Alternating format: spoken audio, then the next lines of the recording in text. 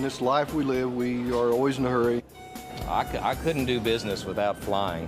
It actually makes me physically ill to fly, but I'll risk it because you can't drive there. Flying always means vacation. I'm leaving on a safari to Eastern Africa. I'm a big fan of peanuts. Once you get into a plane, it's like getting into a time traveling. It's a tube. So speed is a thing. But even frequent flyers packed into the belly of a 400-ton metal bird don't really understand how it works. Rear propulsion and some airlifts and... I'm pre-med, so you'd think that after all the physics classes I would know something, but I know it has to do with the wing design. The gust of air shooting up, I guess. The wind, I think, or coming down. I'm not sure which way. I would just assume random air currents. I really don't know. I think the plane goes fast enough to get enough air through the engine. Propellers make it go up and down. Jet. I can't remember. The propellers. Wing is fatter at the front, and then it streamlines out. The air lifts it. Okay, air's always important. It's pretty impressive that it all works. Every time I get up there, I think, how in the world is this happening? He's not the only one. But the secret of flight can be broken down into 4 principles: thrust, lift, weight, and drag. First, we need a forward motion, and that requires thrust. This allows an upward force called lift to get us up in the air and to keep us up there. Overcoming the force of gravity, or weight, and the resistance of the air, a force called drag. To understand these principles, you need to understand the substance we fly in: air. Birds, balloons, and fighter jets all fly in the sea of air we call our atmosphere. Gravity holds the atmosphere to the Earth, the same way it holds you to the ground. Since we live in it and can't see it, it's easy to forget that air has weight and substance, and that it flows and has pressure, just like water does. If you happen to be at sea level, you're carrying around about the weight of a compact car on your shoulders. You don't feel it because you're supported by equal air pressure on all sides. And if you dive to the bottom of the swimming pool, you can feel the pressure increase. Well, it's the same with air. Pressure increases at the bottom because there's more stuff on top. But the light bulb really goes on once you understand how the air and a wing work together. But then there's a moment that it all comes together, and I think prior to that moment, where you're putting the aspects of flying together, seems the hardest on you at that time. Because you understand this and you understand that, and but then how do they correlate? And then finally, at one moment, you see why at a certain speed, suddenly total lift is possible. John Travolta's been flying since he was 16. Off and retracted. He's logged over 4,000 hours since then and now flies his own Learjet, Gulfstream II, and a Canadian fighter jet back and forth to shooting locations. Cabin's climbing. He gets asked a lot of questions about how lift works. People ask me continually, I don't understand how a plane that heavy can get in the air. And then I always tell them to, when they're driving, at least 30 miles an hour, if it's safe to do so, roll down your window, stick your hand out. This is something that every child has done who has at least thought about lift. When I thrust my hand out the window and turned my hand down like this and deflected some air, it forced my hand up. The air flows faster over the top of your hand than it does under the bottom, just like it does over a bird or plane wing. And by cambering it, in other words, giving it a shape of this bird's wing, for example, where you have some curvature in it, you can get even a sensation of more lift. As the speed of a fluid-like air increases, the pressure decreases. And finally, the payoff. The faster-moving air over the top of the wing exerts lower pressure, so that the higher pressure air underneath the wing pushes up and gives us lift. For the air to flow faster over the top of the wing, it has to hit the wing at a particular angle. This is angle of attack. So in airplanes, what we say operating range, or its angle of attack range in which it makes lift, is actually quite small. It's only about 10 degrees. Whereas 90 degrees is straight up, only about 11% of that from horizontal to straight up is actually used. So there's a thin line between lift and stall.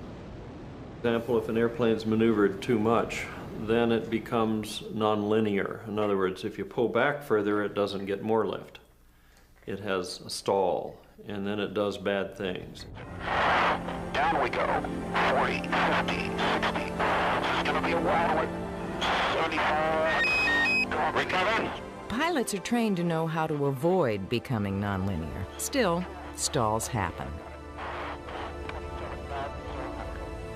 Whether they're studying linear or nonlinear flight, airplane designers examine airfoils, which look like a wing slice, to see how air will flow around them. Now, actually, the hand is a very poor wing, as you might expect. It's draggy because it's blunt. A perfect airfoil is very round, like this on the front, and sharp, thin on the back, and smooth. So a beautiful wing, like you find on a sailplane or a high-performance airplane, is mainly impressive because of its drag rather than because of its lift. It has very low drag. Laminar flow, air moving smoothly over a surface, is what the experts dream about. Engineers in the 30s called it streamlining. The term entered the language, and the technique inspired decades of design. Box shapes were banished and curves were in.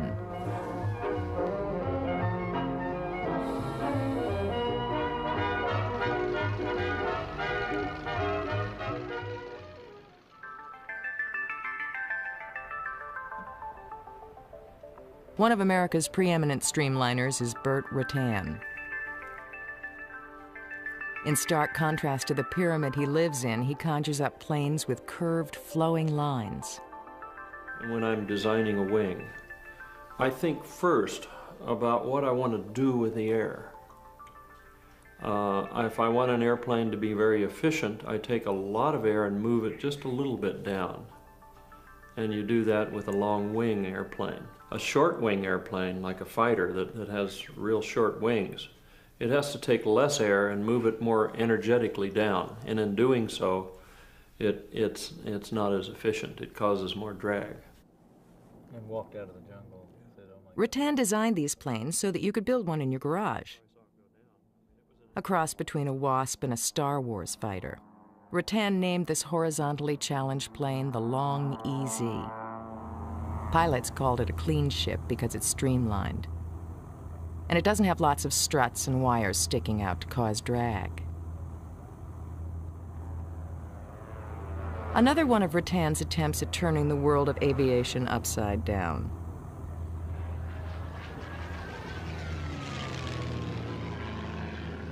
Some people actually enjoy this kind of thing. I like to take off, roll inverted, and fly out to my practice area. It gives me a much better view of everything anyway.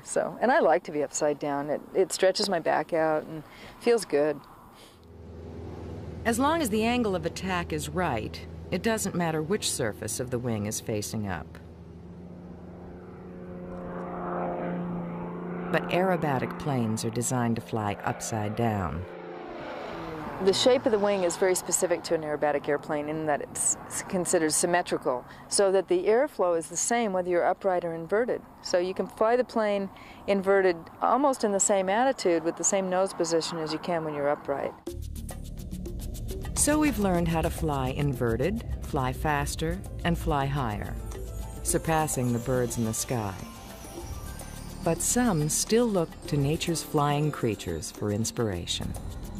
I think all pilots are inspired by nature and inspired by birds. And a lot of times when I'm up flying, I'll see a bird sort of circling around a hawk, maybe watching me, or or an eagle sometimes. Yeah, and we're all kind of jealous of them too, because they do it so effortlessly.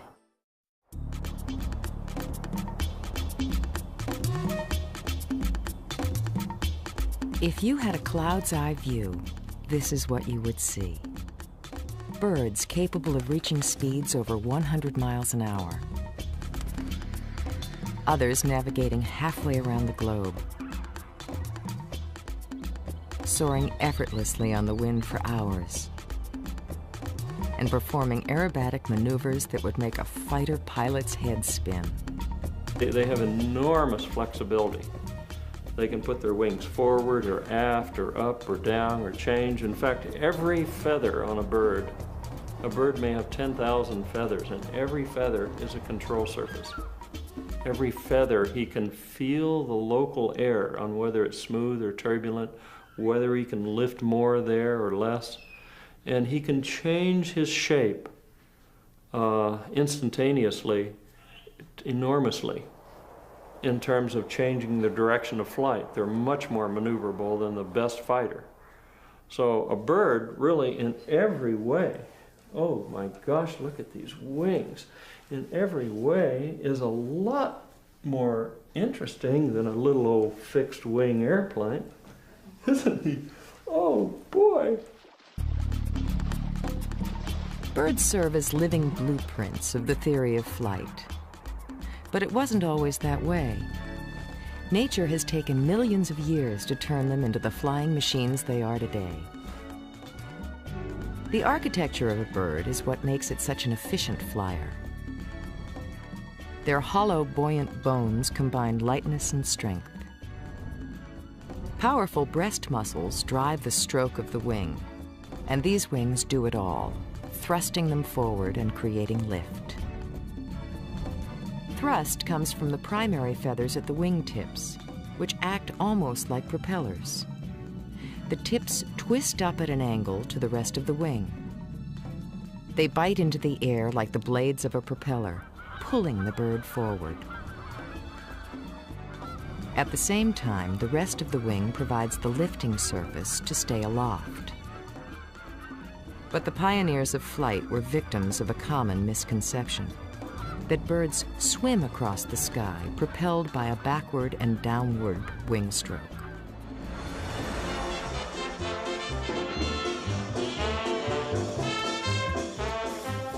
We attempted this flapping winged flight, but our wing envy resulted in broken bones and bruised egos. The human body is not designed to fly, but if we were to go back to the drawing board and make some changes, it would take more than just a set of wings. Muscle-powered flight would require big shoulders, really big shoulders, to anchor the muscles necessary to thrust us forward and up. And underneath those muscles, hollowed bones for lightness and a more streamlined shape.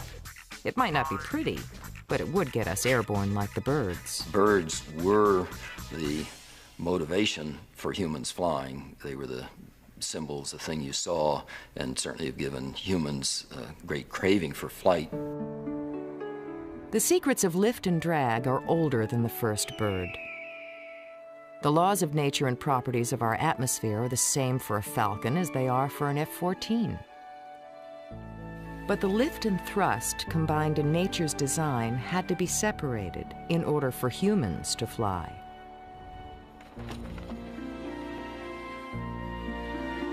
The closest we could come to bird flight is soaring, using fixed wings for lift and the Earth's downward pull for thrust.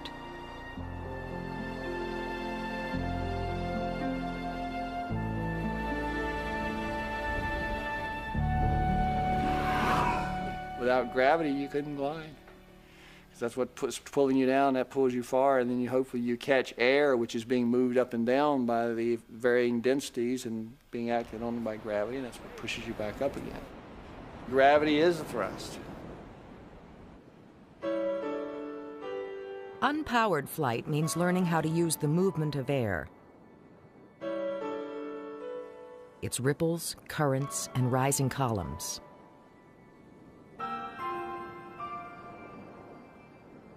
You watch birds in flight, that if they're spiraling up, there's a thermal there, you go over and join the bird. Sometimes the bird will see you spiraling up and it'll come and join you. You literally feel like you are floating, looking down at the earth. You have a full hemisphere of vision below you, and it's very quiet. There's also just that magic moment when you fling yourself off a cliff and don't die. It's sort of like death and resurrection. And then you land after a flight and you're still alive. It's quite a feeling, it really is.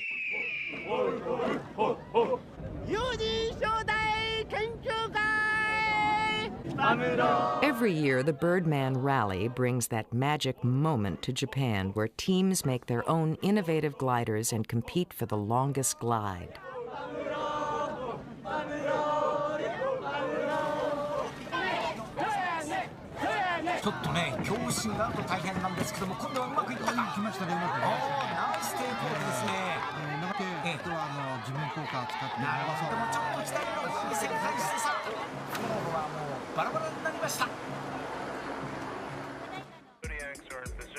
But gliding still isn't enough. We continue to be obsessed with muscle-powered flight.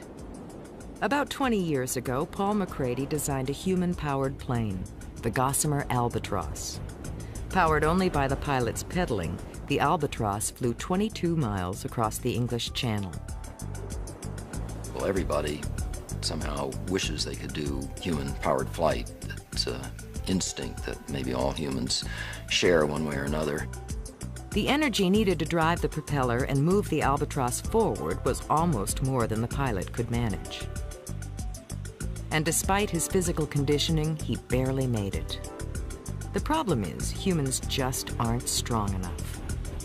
But when you look at all the numbers, it turns out that to have a plane that is safe enough, stable, structurally sound enough to hold a person, keep a person aloft, be able to climb a bit, it takes about a minimum of 3 horsepower, and that's a factor of 10 more than a person can put out.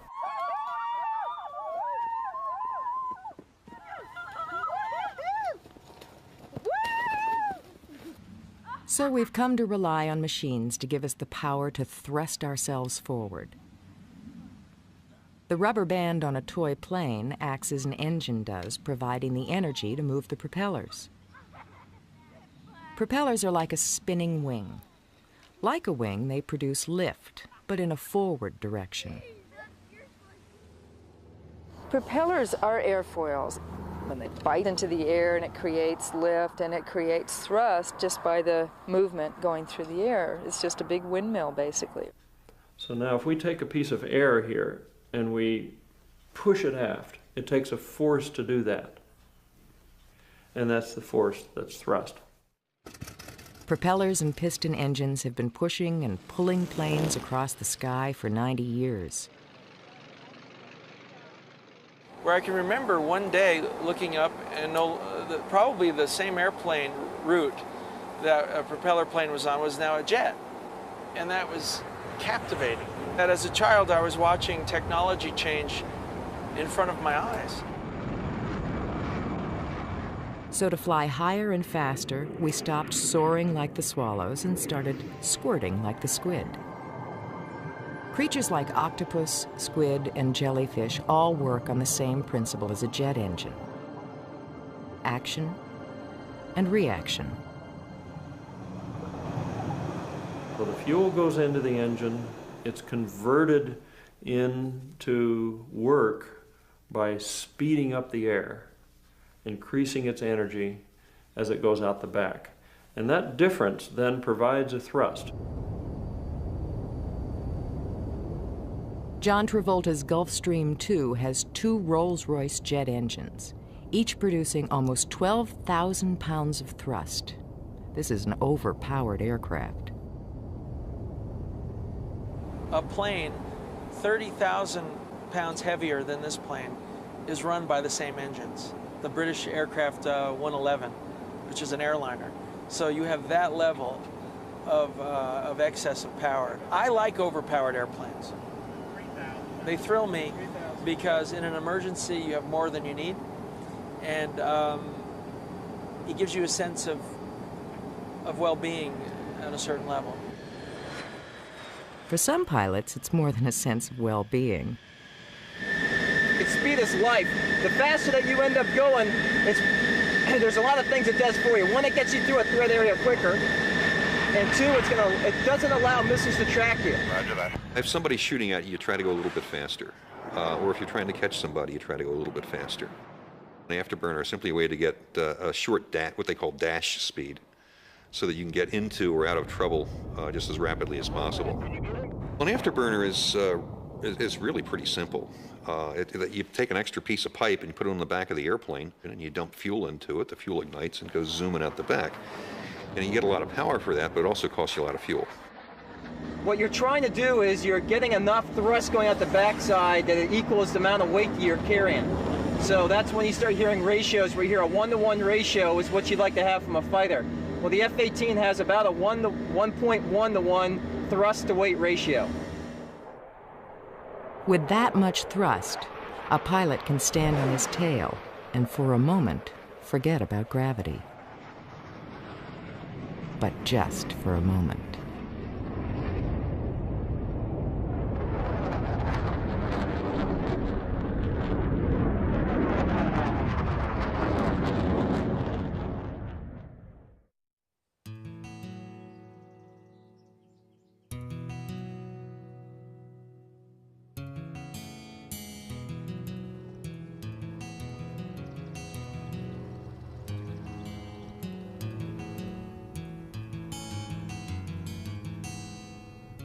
Well, I had mentioned to my parents that I wanted to fly when I was about 10 or 11 years old, and they said, well, Patty, you know, women don't become airline pilots, so you can kind of forget that. I was brought up around it, and I remember going out and seeing my dad when I was 4 or 5 years old at the airport, and he'd pull me up into his big airplane and sit me down, and we'd go taxiing around. I always knew that I wanted to fly.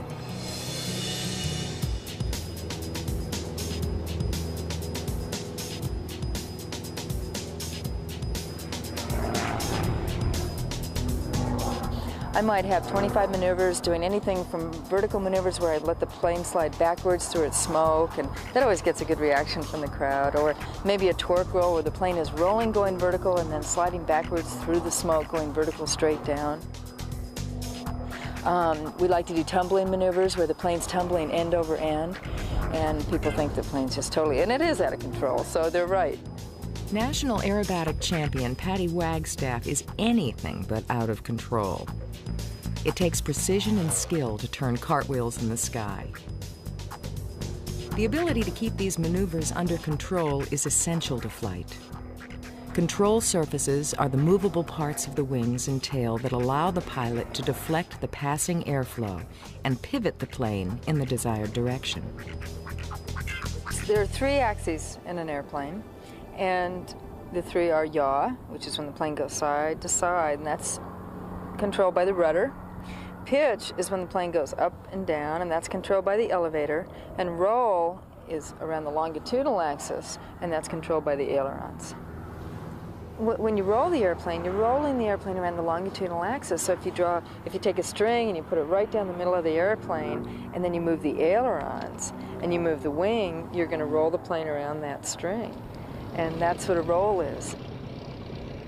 Patty Wagstaff may be on a roll, but most pilots try to avoid that sort of thing. They want stability. Most general aviation planes that people are flying around, the pilots have a lot of stability built into those planes. And they're flying around and they put the plane into a dive and they take their hands off, and the plane will oscillate until it returns back to straight and level. Well, my plane and most aerobatic planes are not designed for that. So if I take my hands off the controls, the plane will probably go off into a roll, go into a dive, and stay there. It's not going to want to come out. And that's really good for aerobatics. The connections between the pilot and the control surfaces in most small planes, even aerobatic ones, is mechanical. Cables, pulleys, and levers do the job. In a small aerobatic plane like mine, it's very, very simple. It's just push-pull tubes and torque tubes. So when I move the stick to the right, all I'm doing is pulling the tube over and it's deflecting the ailerons. And the same with the elevator. I'm just pushing and pulling tubes that get connected to the control surfaces. But fighter jets are a different story. The shape of the planes and the giant engines that make them fast also make them temperamental and inherently unstable. Human beings and mechanical connections are just not quick enough to keep these jets under control. So fighter pilots are teamed up with computers in a system called fly-by-wire. Control is operated, especially like in a jet like this, with a fly-by-wire system, which means computers are trying to help you out, trying to fly the jet as best you can. It's going to get the control surfaces moving to their utmost. Everything is still the same when you're feeling the stick. There's going to be artificial feels that are put in there that allow you to feel the actual control surfaces move. Now, you're moving the stick isn't actually moving the control surfaces. It's just a series of bungees set up to give you that artificial feel. It's very much like the brake system in your car or the steering system. It may feel like a mechanical connection, but an onboard computer is sending digital instructions to hydraulic activators, which in turn move the various control surfaces. Or you can fly the computer without the plane. Flight simulators have been bestsellers since the coming of the home computer. This one is modeled after the control system of an F-18 jet, but it only hints at the complexity a fighter pilot faces.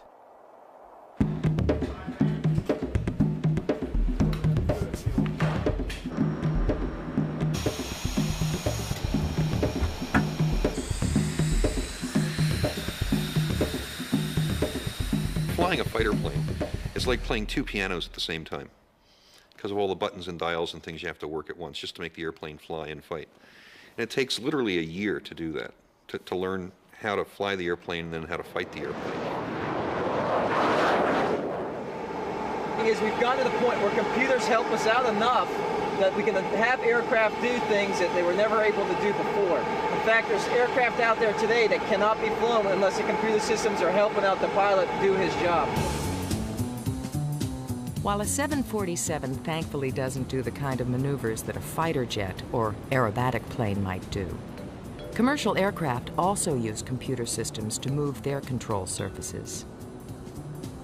As passengers on a Boeing 777 watch movies 35,000 feet over Newfoundland, the computers are busy displaying readouts recording every critical function of the airplane and crunching numbers. Total flying time will be no more than 210, I'm sure. Even a small corporate jet like John Travolta's Gulfstream II is computerized. Even with medium range technology, which is what I'm used to, I'll kick off the autopilot and fly an approach on my own just to feel it. You know, I think there's still the urge to be a pilot. And that's why airplane designers have to take into account human limits in creating their flying machines. I mean, I've been up in several military jets and you know, flown a lot of airlines and handled the controls of 747s and things like that, and they're flying. And especially these military pilots. I think a lot of the small aerobatic pilots, you know, that pull a lot of Gs, it's easy to go, hey, you know, we pull more Gs than you do. But in a military plane, the Gs are sustained. Pilots call gravity's powerful force on the human body Gs. They are brought on by sudden changes in attitude or speed. Gs are just the force of gravity, and when we're walking around the Earth and our feet are on the ground, we're being pulled by one force of gravity, one G. When you go up in an airplane or in a car, you experience more Gs. So anybody that's gone around the curve of a car and gets thrown to the outside, those are Gs. As an airplane moves through a curve, the acceleration creates high G forces that drive the pilot toward the bottom of his chair. High positive Gs drive a pilot's blood away from his brain and toward his feet, causing a blackout. Body conditioning and special gear can help prevent that. No matter how high-tech the plane or well-trained the pilot, things can go wrong. Well, there are a lot of things that can go wrong. The engine can quit. You can have an engine failure. You can have a propeller failure. You can lose a piece of your propeller. You could have a structural failure. Something could break in the airplane. Those are the main things. You could have a fire. I think that if you experience terror in the airplane, you're not going to be doing your job properly. And I've had emergencies, but you need to just react to those things. You can't be afraid, because then you get frozen with fear. On a cloudy night in 1992, while flying his family to their vacation home, John Travolta's entire electrical system failed. Landing without a radio and little navigational gear took Travolta back to the way pilots had to do it in the early days of aviation. On a very rare occasion, you get an electrical failure. And in my situation, there was several consecutive electrical failures. From my early days of learning how to fly, you learn even from being in a single-engine plane that if you are in IFR conditions, you find a hole in the sky if you can, and you spiral down through that hole and then proceed to locate an area to land. And in this case, I was able to do that. I found a hole in the sky, spiraled down, and hovered over Washington and landed safely. And the guys from the tower and some other officials came down to shake the hand of the pilot that safely landed the jet at National Airport. And then they found out it was me, and that was even more interesting. But I was very proud of that moment, because I felt that all the years I went to school, it paid off. And even my earliest training paid off, where you learn to fly a plane when you lose everything.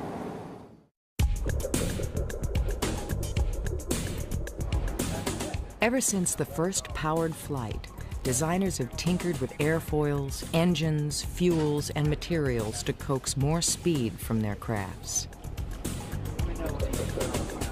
The problem lies not so much in reaching the speed of sound, somewhere around 760 miles an hour at sea level, but in overcoming the severe punishment an aircraft takes as it approaches that speed. Here's why. Much like the wake of water at the tip of a boat, a plane creates a wave of pressure ahead of it, no matter how slow or fast it flies.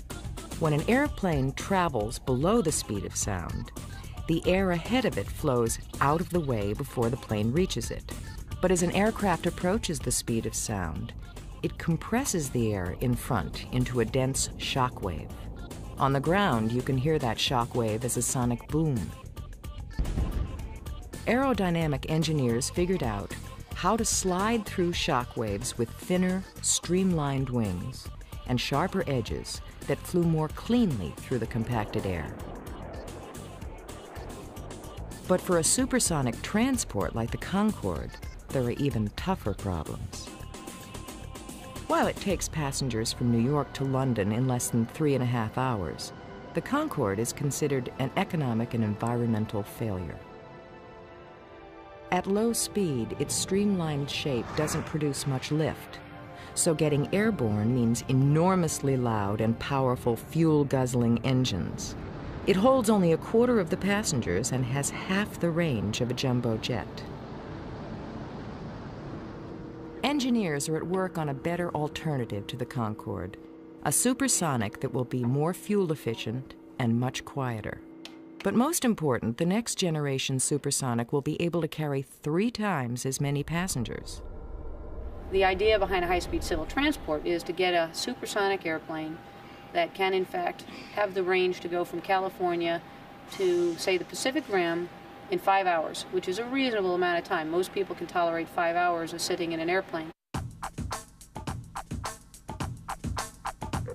Engineer and pilot Marta Bon Meyer heads a team at the Aeronautics Division of NASA. They're working on better ways to reduce drag.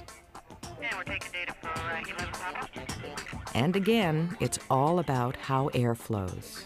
You've seen commercials on TV, for example, of cars in wind tunnels, and they let smoke out in front of the car, and the smoke runs along the hood of the car, goes up to the cab of the car, and then it kind of billows out. Well, where it's running along the car, and it's staying down inside close to the car. It's in the laminar boundary layer itself, or the layer of air that's flowing along the car.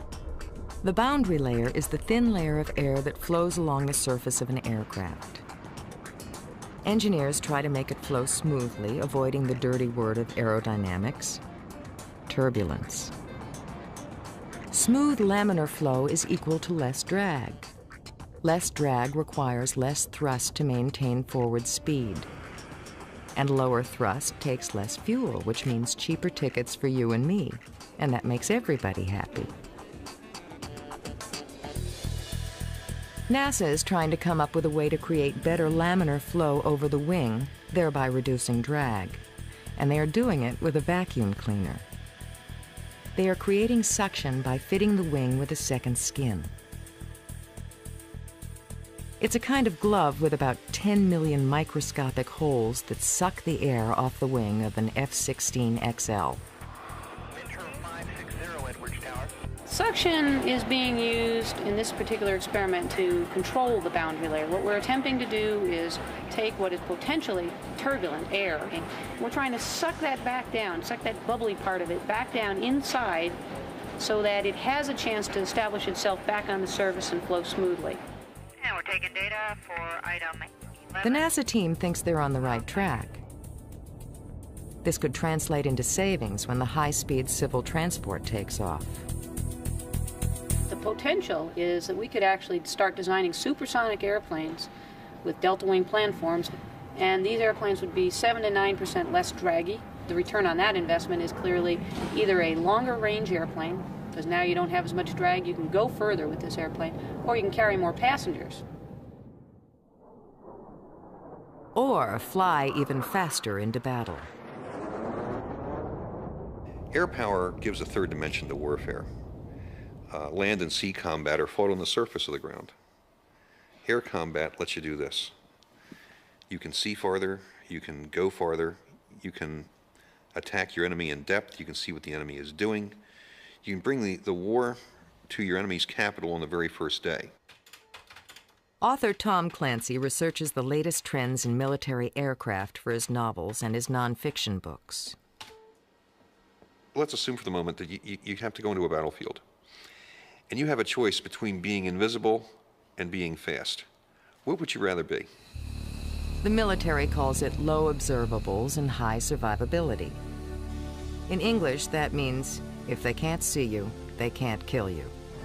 Okay, when you talk about stealth technology, what you're trying to do is get an aircraft into an area unseen. The way that you see an aircraft is usually either with a radar or by having some sort of a system that detects electrical signals that aircraft is putting out. They call it the black jet. The F-117 is the invisible man of the aviation world. The F-117 penetrated Iraqi air defenses undetected while making precision attacks. As you see, the airplane is made almost entirely out of flat surfaces. Now, radar is an electromagnetic wave of energy, and when it hits a surface, it bounces off. When it hits a flat surface, it pretty much all bounces off in one direction.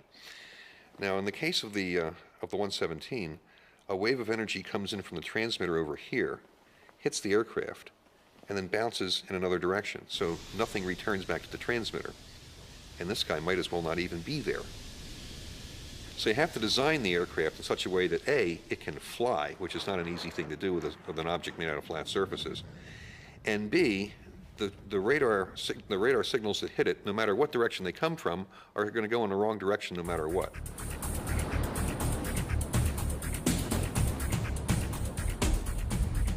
While the F-117 is all angles, the B-2 stealth bomber is a smooth batwing, but both can slip through enemy air with relative impunity. Stealth aircraft aren't really terribly fast or terribly maneuverable, but if they're invisible, it doesn't matter. The ability to take off and land vertically, keeping the maneuverability of a conventional airplane, has long been a desire for the military. Well, in case somebody rips up your airfields, you have to take off your airplanes from somewhere. which is pretty much why that was invented, or to take fighter aircraft off from ships which are too small to be conventional aircraft carriers. By using the downward thrust of an engine, the Harrier jump jet can dispense with the need for a runway and take off vertically from the ground.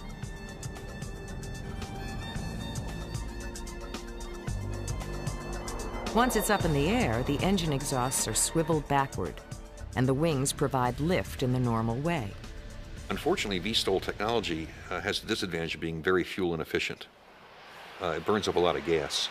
It is nevertheless a very useful capability. You can deploy the airplanes right up with the troops instead of having to back them off to a runway that's 10,000 feet long. We would like to show you a picture of the Pentagon's hypersonic spy plane called the Aurora, but they say it doesn't exist. Yet, the rumors persist. There are probably two very unusual airplanes flying out of Groom Lake, which is a base the Air Force just admitted to exist, although it's been there for an awfully long time. And they're both very, very fast. And one of them's fighter size, and one of them's supposedly quite a bit larger. And beyond that, it's anybody's guess. But there is something, the Air Force, presumably the Air Force, has a couple of very exotic airplanes that they just don't want to talk about. Or, as one engineer put it, if I told you, I'd have to kill you.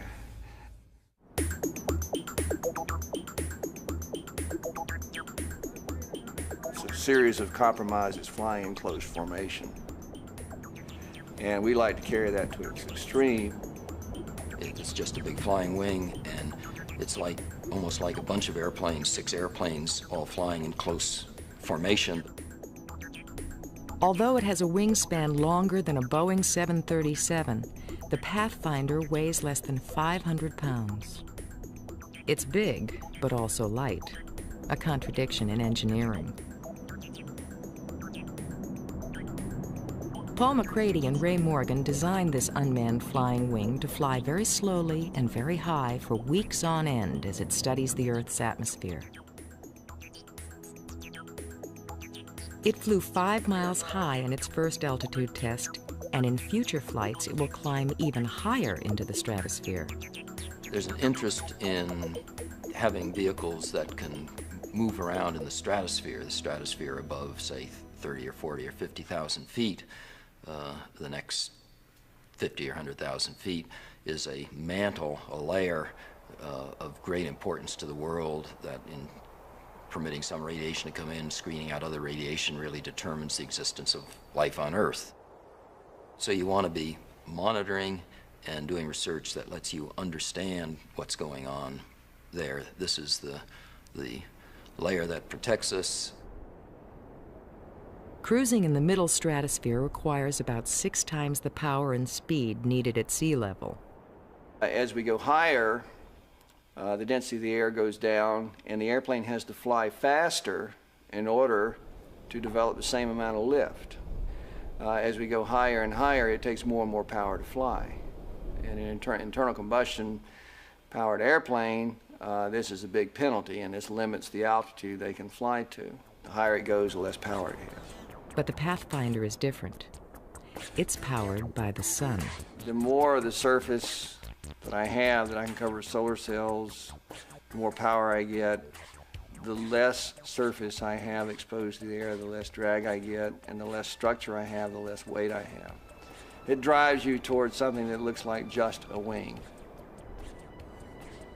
And when the sun goes down, the Pathfinder will keep going and going and going, running on solar energy stored in its batteries.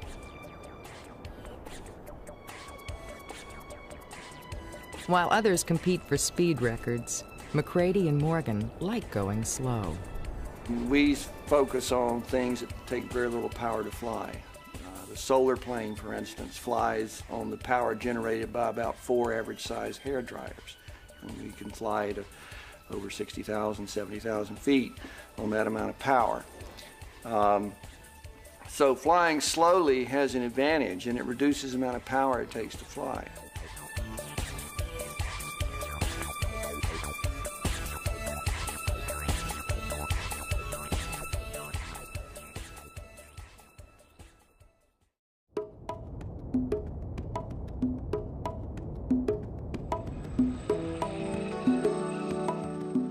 We have made flying machines that hover like hummingbirds, punch holes in the sky, dance ballet, perform disappearing acts, and surf the waves of the atmosphere.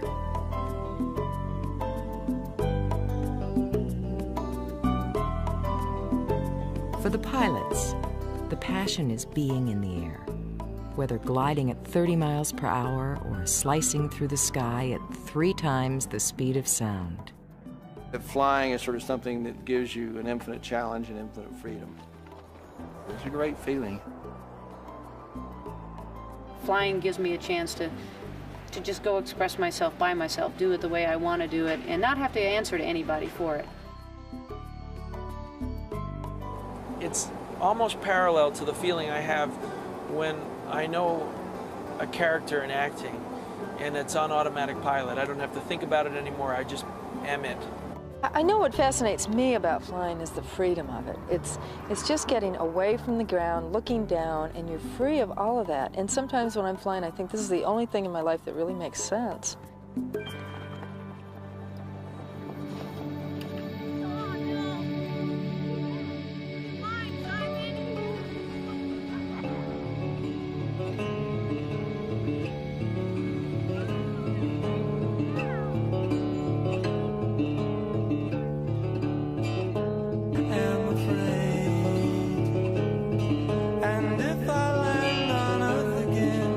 I'll be happy just to cut my face.